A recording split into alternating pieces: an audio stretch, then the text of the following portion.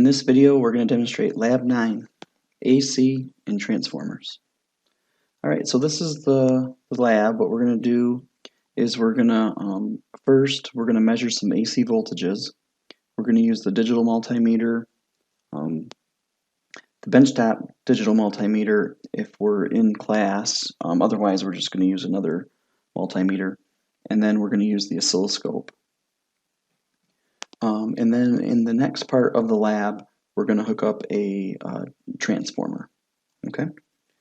So here is the equipment that we're going to use today.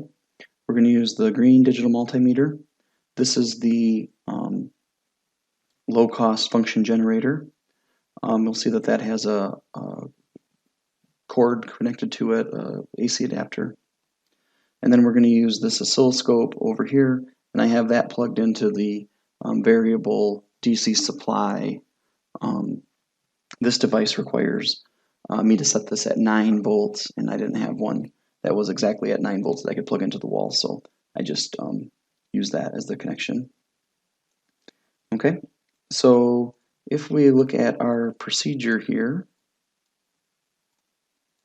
the first thing we do is need to do is get a resistor. And so I have a resistor here plugged into my board. It's plugged into the blue and pink terminals. And what I'm going to do is hook up the digital multimeter. The red lead and the black lead are connected to these alligator clips. And I'm going to measure the resistance just to verify that my resistor is between 1K and 2K. So the oscilloscope will work better and the function generator if it's connected to a load. Okay, so that was the first step. I have the resistor here. So the next thing we're going to do is adjust the frequency to 100 Hertz. If we're using the benchtop audio generator, we need to adjust the attenuator to 0 dB and put the fine control somewhere in the midpoint. For this function generator, it doesn't have those buttons, so we're just going to turn it up. This is a little bit lower power unit than the benchtop units. So the first thing I'm going to do is put the red lead in the output. I'm going to put the black lead in the ground, and then I'm going to connect it across to my resistor using the breadboard. Okay, so we'll make those connections there, and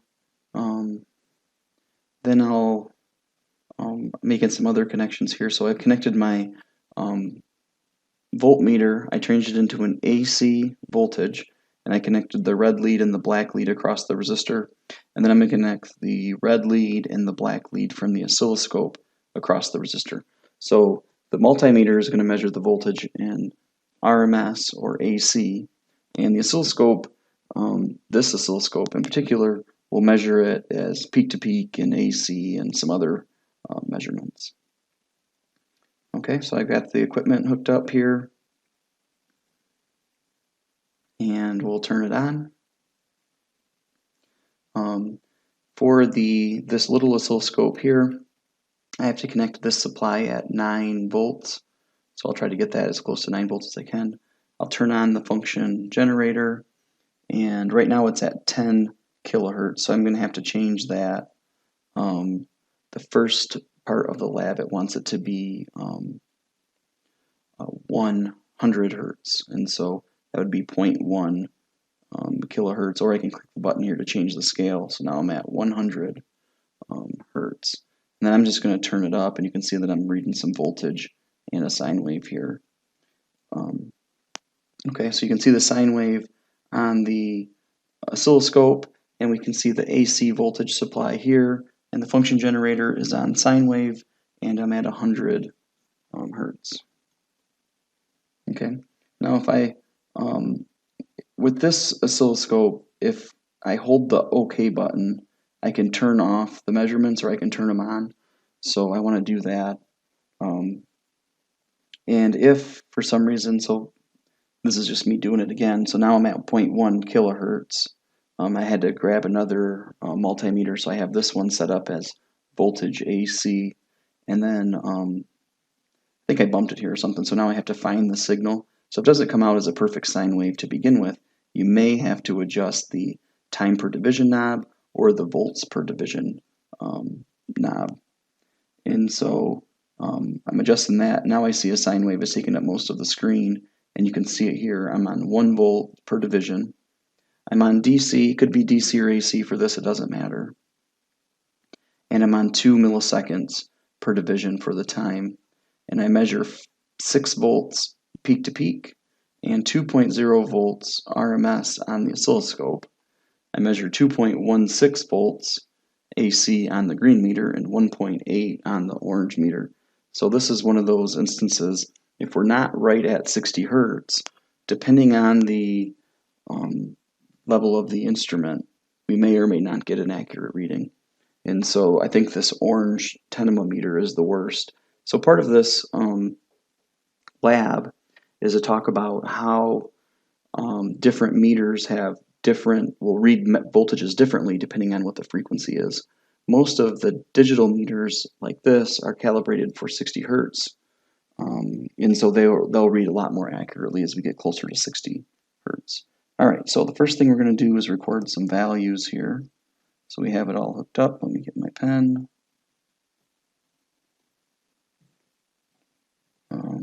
And so DMM1, we'll make this the green meter, and this will be the orange for today. So this is 2.17 volts AC. The benchtop meter is the orange meter. I don't have a benchtop meter in my office at home. So we'll use the orange meter, we get 1.8. And then on the oscilloscope, looks like we're at 6 volts peak to peak. Now this oscilloscope will also give us a VRMS value of 2.05.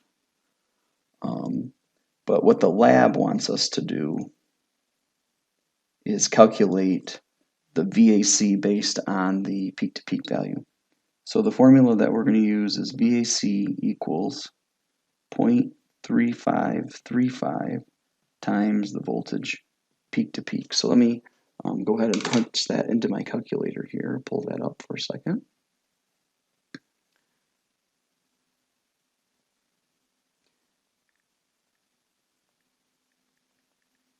And if we do that, we get 2.12 volts AC calculated, so that would go here, 2.12 VAC. All right, and that's a little bit different than what the oscilloscope is measuring, because it looks like we're at, it's a little hard to read, but 6 volts peak to peak, and then we're at 2.05 volts RMS. So it's off just a little bit from our calculation. All right, so the next thing that we're going to do is put this back, and then we're going to change this to 10 kilohertz. Now notice when I changed it to 10 kilohertz, my sine wave got a little bit funky there. And so what I'm going to do is I'm going to turn it down a little bit. This function generator isn't producing a very good sine wave, so I'm going to turn it down a little bit on the voltage.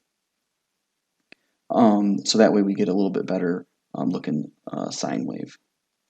Okay, and then I'll connect my orange meter here, and all right, so at this one, what we're seeing is on the green meter at 10, we're at 10 kilohertz, we get 1.06 volts and 1.1 volts here.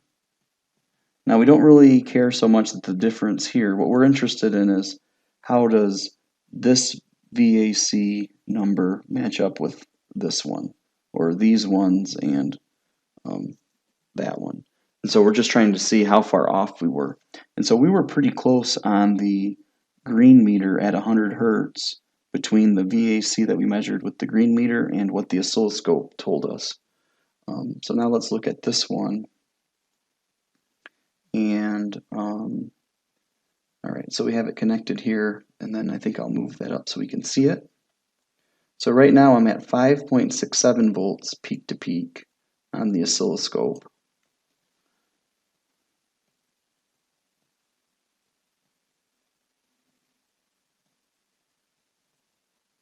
Okay, and the oscilloscope says 2 volts AC, and you'll notice how that's different. So let's we'll do the math here. 0.3535 times 5.67. So I punch that into my calculator. 0.67 times 0.3535, and I get 2. So theoretically, I should have had 2 volts. And what we'll notice if we look at these is that this one we estimated from the oscilloscope to get 2 volts, and this one we estimated to get 2.1. And with the green meter, we were close. The orange meter, we were off a little bit. But these two here were not even close. And so the point of this part of the lab is to demonstrate that the digital multimeters they're not calibrated. They don't measure very well when we get at higher frequencies. When we're closer to 60 hertz, they measure well, and when we're farther away, they don't measure very well. Okay, so let's move on to the next one. So this is procedure 2. It says obtain 120 volt, 6.3 volt secondary transformer. So the transformer that we were supposed to get would look like this, where we would have 120 volts on this side, and it would be a center tapped transformer that would give us 6.3 volts from here to here, and then 3.1 volts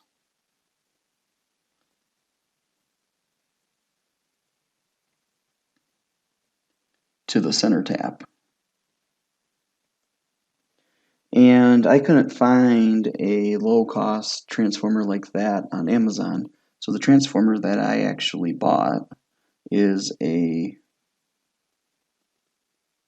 120 volts to 15 volt transformer. I wanted something that I could plug into the wall, and I couldn't find, they probably sell them, but I couldn't find one that was a center tap transformer. And so we're going to do the lab with that transformer. And so the first thing it says is to find the DC resistance. And so this is our transformer. It's 120 volts, 60 hertz in, 12 volts. Oh, I'm sorry, not 15 volts, excuse me. It's a 12 volt transformer. So if I did the math here, this would be 120 to 12. So this should be a 10 to 1 transformer if everything comes out right. Okay, so it says 120 to 12 volt AC transformer. And you can see this one just plugs into the wall. And for the first thing, it asks us to get the primary black wires here. And so I'm going to measure, I'm going to set my meter up for resistance, and I'm going to go right across the terminals here, and I get 85.1 ohms. And then for the secondary, I tried using this plug off of my other DC power supply, but that didn't work. So what I'm going to do is I'm going to take one lead and kind of stab it down the middle here, and then the other lead to the side. That's how we would, those are what the wires are connected to in this socket. And so if I do that, I think I ended up with like 1.9. Try not to get my fingers on the terminals if we can get away from it. Yeah, it looks like about, I'm going to call that 1.8. So this would be the total secondary. And if I was just assuming here, so this for me is my 12 volt secondary. If I had a center tapped, which I don't have that type of transformer, I would expect this to be about 0.9 and 0.9 because they would add up. Now if we look here and we do the ratio, we're not quite at 10 to 1 based on the DC resistance, but that's, DC resistance won't give us the ratio very very accurately. So then the next thing that we're going to do is we're going to measure and record the AC voltages here. So I'm going to plug this into my extension cord. But before I do that, I'm going to make a measurement of the AC voltage that's coming out of the wall. Now, if you end up doing this at home or at school, be very careful when you do it. I put my meter in volts AC first, and then I'm actually going to stab the leads into this outlet.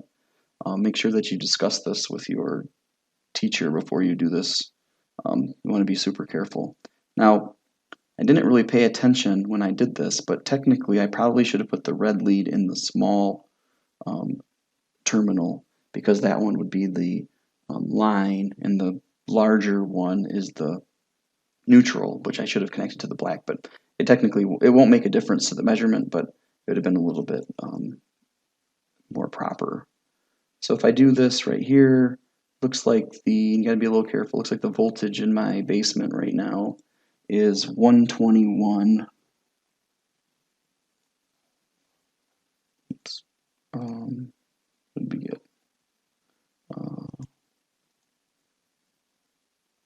So we have 121.8 volts AC in my basement, and this is supposed to be a 12 volt secondary. And again, we're going to be super careful if we're doing this at home. I'm going to plug in the AC adapter, and the voltage is pretty low here, so we're not too worried about it, but we still want to be careful how we connect it. We don't want to destroy our transformer.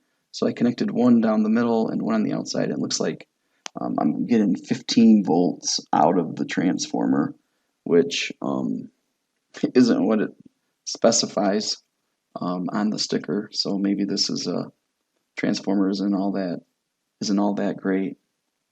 All right, so if I was doing a half a secondary, I would probably get 6 volt or 7.5, and 7.5 would be half of the total. Now if I go here, the last thing I want to do is the turns ratio, and for this I'm going to take the voltage, so I'm going to have 21.8 divided by 15, and my turns ratio for this, if I plug this into my calculator, is 8.12 to 1, or we could say 8.12 to 1. That would be the final turns ratio for this transformer. So I didn't have the exact same transformer that we did in the lab, so I couldn't do this lab perfectly, but we got to measure some voltage and calculate a turns ratio for a AC transformer. Okay, that's the end of this video. Thank you.